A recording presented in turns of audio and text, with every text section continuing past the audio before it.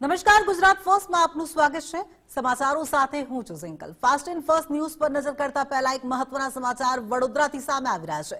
વડોદરાની એમએસ યુનિવર્સિટીમાં પ્રવેશની બબાલ યથાવત છે। એમએસ યુનિવર્સિટીમાં પ્રવેશને લઈ અને સતત બીજા દિવસે પણ વિરોધ ચાલી રહ્યો છે। વીસીની ઓફિસની બહાર એનએસયુઆઈનું ઉગ્ર વિરોધ પ્રદર્શન, વાઇસ ચાન્સેલરની ઓફિસની બહાર ચક્કાજામ કરવામાં આવ્યું અને ચક્કાજામને લીધે મુખ્ય રસ્તા પર ટ્રાફિક જામના દ્રશ્યો પણ જોવા મળી રહ્યા છે। 50 માર્ક સાથે પાસ થયેલા સ્થાનિક વિદ્યાર્થીને પ્રવેશ આપવા માટેની માંગ છે। પોલીસે વિદ્યાર્થી નેતાઓની અટકાયત કરી છે। સતત બીજા દિવસે પણ વિરોધ પ્રદર્શન ચાલી રહ્યું છે। વડોદરાથી સમાચાર સામે આવી રહ્યા છે। વડોદરાની એમએસ યુનિવર્સિટીમાં પ્રવેશની બબાલ હજુ પણ યથાવત છે। આજે બીજા દિવસે પણ વિરોધ।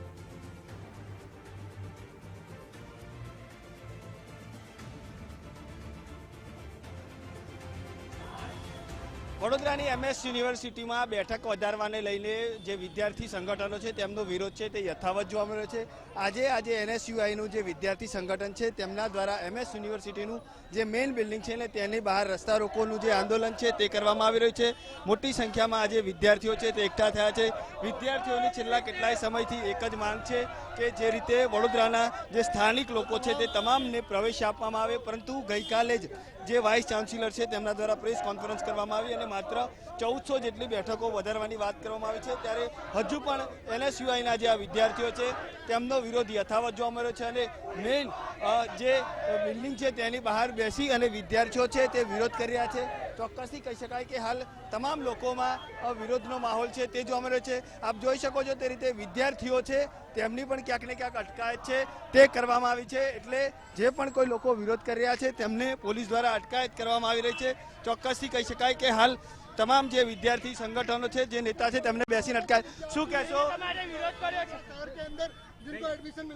વડોદરા શહેરમાં એક ટાઈમે એમએસ યુનિવર્સિટીની કોમર્સ ફેકલ્ટીમાં બાર 15,000 વિદ્યાર્થીઓને એડમિશન આપવામાં આવતા હતા, જ્યારે આજે 7,200 નો આંકડો આપીને લોલીપોપ આપવાની વાત કરે છે। વડોદરાના વિદ્યાર્થીઓ અને વાલીઓને ઊંધા ચશ્મા પહેરાઈને ઉલ્લુ બનાવવાનું કામ વાઇસ ચાન્સેલર વિજયકુમાર શ્રીવાસ્તવ કરી રહ્યા છે।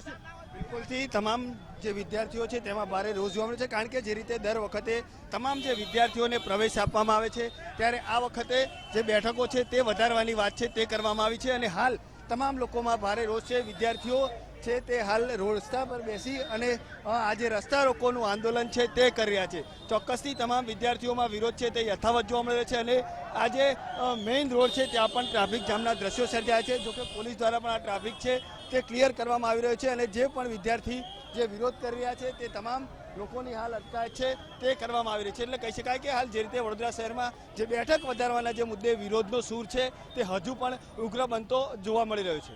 કેમેરામેન ડીકે સોલંકી સાથે અલ્પેશ સુથાર, ગુજરાત ફર્સ્ટ, વડોદરા।